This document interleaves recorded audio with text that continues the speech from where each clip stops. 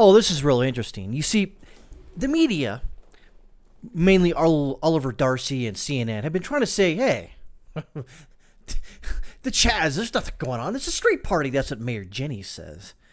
And by the way, if you call yourself Mayor Jenny, you shouldn't be a frickin' god-awful mayor. But I didn't vote for those knuckleheads, and that's what goes on. From Town Hall, watch a CNN reporter's narrative on peaceful CHAZ activists collapse live on TV. I've seen some good tweets about far-left wingnets seizing parts of Seattle. It's called the Capitol Hill Zone, Autonomous Zone, CHAZ. There's no police. Some folks describe it as Mad Max for 8 city blocks to escape from New York governing style. They're not wrong. The city has devolved into quasi-anarchy. That's saying how like it is, with crime spiking. Our own Julio Rosas is there, embedded with these folks.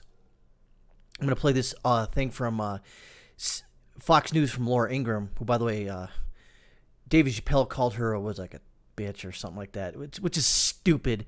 You know, I have to watch that episode of Dave Chappelle, the one on Netflix. I didn't want to, but from what I'm understanding, it's not as bad as I thought it would be, as far as white rhetoric. It's this sort of like, well, it's those white folks and dropping N-bombs, and because I don't want to hear that crap. Who, after a while, hearing about 95 N-bombs being dropped, not what I really want to hear. So let's go ahead and play this, and then it's about 1:50, and then we'll see what they say and what's really going on in the CHAZ. This is how CNN's Oliver Darcy explained what's going on in Seattle from 3,000 miles away. He said, if you've been getting your news from right-wing media, you probably think armed militant Antifa activists have seized a section of Seattle. But the mayor's office tells me city officials have not interacted with armed Antifa militants at this site. Well, this video is what you shot from inside this zone last night. Shame. Because he probably threw it. Who knows? Extrajudicial justice. Now, it doesn't exactly seem like it's all peace and love there. What were we seeing in that video, Julio? What I could say is when President Trump calls CNN fake news, there's a reason why that insult sticks. Basically, what was happening there was a young man that was surrounded by the crowd. He was accused of stealing, from what I could gather, he was accused of stealing a phone from another protester. And so they said that he was a thief and he was trying to get away. And they were asking him, well, if you're innocent, why are you running away from us? Imagine that. The same people that would say the same thing to cops are like, well, if the cops will say something like, well, if you're innocent, why would you run away from the cops? Here we have this is like, well, these people are telling this guy who is accused of stealing something, well, if you're innocent, why are you running away? Huh. Interesting. So you really do need the cops. As much as I don't like them, but you kind of need them for things like this. And the man was clearly terrified. And there, at one point, there was a guy with a baseball bat, and he shoved the baseball bat in the guy's face. And he said, I'm gonna beat you up. Fortunately for that young man, he was able to get away from the crowd. And it was then discovered that he didn't actually steal the phone. The phone was discovered at another spot. So after a brief, I guess, investigation by this extrajudicial force, they found out that, he didn't take it. But the guy was going to kick his ass with a baseball bat. Nice. Oh, wait. Here we go. But you could imagine if the crowd decided to use the baseball bats against him, only then to find out that he didn't actually steal anything. So there were individuals. There were some definitely tense moments. There were individuals with weapons right inside the zone. Oh, yeah. Because we've seen them. Yes. But I guess CNN has trouble doing a basic Google search on the internet. Exactly. That's the issue here, is that idiots like Oliver Darcy will just say, that's the right-wing media. So he's the ombudsman for the right-wing media, apparently. So he just basically says, well, the police have never interacted with, armed militants, if you will, in the CHAZ. How dare you? If you would listen to the right-wing news, they wouldn't know anything. After a brief search, you find things like this. That's neither here nor there. This is what it is.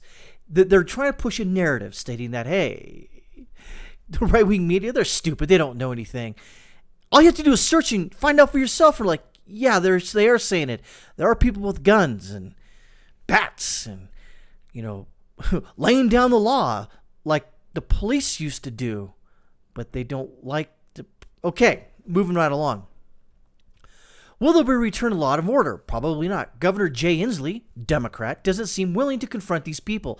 Mayor Jenny Durkin seems to all but endorse the seizure as a peaceful event. That's not usually how it goes. Now, from Guy Benson on Twitter, 911 response times have tripled in the area. Seattle's police chief says harming victims of violent crimes. Seattle chief, rapes, robberies, and all sorts of violent acts have been occurring in the area and are not able to get to them. Ah, there we go. So these people are enforcing their own will on the people there, and the people who don't want to be tied to this are being abused by people who are taking advantage of no police, and they can't get to them. Again, I have to belabor this point. Not a fan of police. However, they perform a necessary job, because if there is no police, then who are the police? And continuing on, Seattle PD Chief Carmen Best.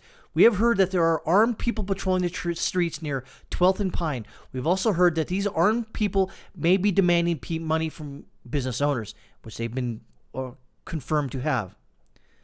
And then there's this tweet from Oliver Darcy, the ombudsman to the right wing, I guess. And the New York Times loves Seattle's autonomous zone. Of course they do. And Eddie Zipper, Cuomo, how long do you think Seattle and these few blocks look like this? I don't know. We could have a summer of love. Okay, Mayor Jenny. And then from Chuck Ross, you got the movie The Warriors. Warriors, come out and play. Ah, yes. So we got that. I don't think there's really need to any continue on with this. We can go to this one. They took our rights away. Citizen living in Seattle's autonomous zone speaks out. Seattle's newly minted autonomous zone is reportedly causing problems for the people who lived there in the area before the zone was created. The Daily Caller's Shelby Talcott spoke Friday with Fox News' Martha McCallum about what was going on inside the Capitol Hill Autonomous Zone and how the activity was impacting people who live there in the immediate area but are not part of the protest. I think we can listen to this. And we're also learning that there is infighting among some of the occupiers and some signs of rebellion against CHAZ Simone, who we introduced you to here on the story last night. One post. There's no armed people in there, according to Oliver Darcy. But as you see there's an armed person. I know what you're going to say. Well, Seattle's an open carry state. Yeah, true. But in this instance, they've taken over several city blocks and they're controlling it. So this is Mayor Jenny's summer of love. Talcott explained that tensions have been high and not everyone agrees with CHAZ Simone. The man who has declared himself to be the warlord should be the leader. A lot of these protesters don't agree with CHAZ becoming this warlord. We spoke to a few of them that were manning the entry points here in Seattle, and they say that his idea of what he wants CHAZ to become is not what the majority of the people want inside. Well, when you live in a blue city, Democrat-controlled, this is what you get, and you got to live it, love it, learn it. See, Talcott also shared part of an interview with a local resident who was only willing to give his first name, Brandon, because he feared reprisal, and he would get it. You can see for yourself. You can see that we don't have the right to vote for stuff here anymore, Brandon said. You can see the demands when they say that we want the pensions away from every police officer in Seattle. They took our rights away. That's not okay. It's not political. It's just not okay. This is stunning, McCallum responded.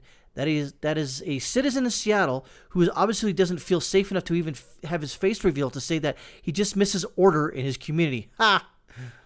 Talcott added that Brandon had spoken out on the issue earlier, and he was threatened because of his comments.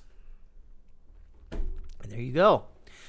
I've said this before, that you see people on the left, mostly the far left, that if you don't agree with their narrative and their opinion, you get threatened. You get demeaned. You get called a racist, sexist, homophobe, rapist, sexist, homophobe. That's not discourse. Continuing to the end here, he was just incredibly upset. He is terrified. He was telling us how these protesters are banging on the front door of his gates at night, and he hears shots being fired throughout the evening. So it is interesting because this is a residential area that they've taken over, and not everyone is on board, Talcott concluded. And finally, Nashville Autonomous Zone will not be tolerated. Tennessee governor warns amid threat. Governor Bill Lee responded after plans circulated online for a CHAZ takeover mimicking Seattle's. Thankfully, hopefully this won't happen in a red state, but we'll see. Tennessee Governor Bill Lee made it clear on Friday that he planned a Capitol Hill Autonomous Zone in Nashville would not be tolerated after a threat went viral promoting a takeover mimicking CHAZ in Seattle. The Tennessean reported that a graphic circulating online Thursday and Friday announced plans for a CHAZ zone, double entendre, at Legislative Plaza, a public area located directly across from the street from the Capitol that is unclear who is behind plans for the sit-in. George Soros, Antifa, BLM. But hey, let's not let me get ahead of the narrative, if you will. The outlet noted the apparent effort comes as activists in Seattle established their own autonomous zone, taking over multiple city blocks in recent days, refusing to leave. Tennessee Senator Marsha Blackburn shared the flyer on Twitter with the message, "Nashville, radical anarchists are coming to town. Please watch out. These misfits want to turn our city into Seattle." I hope not. I lived in Kentucky/Tennessee and been to Nashville many times in my past. Nashville's awesome. I don't want to see it destroyed. Let's see. The Nashville Holler, or Tennessee Holler. Nashville, tomorrow evening, 5 p.m., there's a free Capitol Hill rally to reclaim the area formerly known as Legislative Plaza for the people. Come prepared, express yourself. Sounds peaceful to me. The Nashville CHAZ was supported to launch at 5 p.m. on Friday evening. Shortly after noon, Governor Lee issued the statement saying, "We encouraged Tennesseans to exercise their First Amendment rights and have seen many examples of peaceful protests across our state in recent weeks." Good. "As demonstrations continue, we will continue to protect Tennesseans' rights to peaceful assembly while also assuring citizens that lawlessness, autonomous zones, and violence will not be tolerated. Further, Tennessee law expressly prohibits camping on state property not expressly designated as a camping area, and law will be enforced." Thank you, Bill Lee. We appreciate that. The CHAZ in Seattle has become a point of contention for politicians. Residents and law enforcement says it took over several city blocks and neighborhood, declaring it a cop-free zone, amongst other things. President Donald Trump threatened federal action over Seattle mayor's and Washington's governor's failure to shut down the anarchist occupation. And again, he's got to do something quick. Or the other option is just let it go to crap because it's a blue state, so who cares? But again, he's got to do something. And the mayor and the governor of Seattle and Washington state proper need to do something about it. Seattle Mayor Jenny Durkin, Democrat, has praised the CHAZ as a place for peaceful expression and possibly many laws being broken. But the city's police chief says that activists are delaying and sometimes even prohibiting law enforcement from responding to violent crimes in the area. So in conclusion here, it's going on. And matter of fact, there was also in Asheville, North Carolina. Been there, a cool town in North Carolina. They tried to do the same thing, and the police stomped it out. But today, on Saturday, June 13th, they're going to do, I've heard certain news reports, they're going to push in there and try to do a more forceful CHAZ takeover, if you will, of Asheville and North Carolina, and Tennessee's Nashville's capital. So what can we get out of this? Well, Donald Trump's got two options. Stop it or let it fester. Now, I'm sort of a fan of both because I like the outcome of just let it fester, and then people kind of look at it and go, what the hell? However, he's got to do something because some people want Law and Order to come back. Because, I mean, let's face it. Law and Order sort of, congeals a society together. Because if there's no law and order, you just have an anarchy. And if you have anarchy, who's in charge? Raz Simone? You want some chucklehead SoundCloud rapper to tell you, how to live your life? Nah, I don't think so.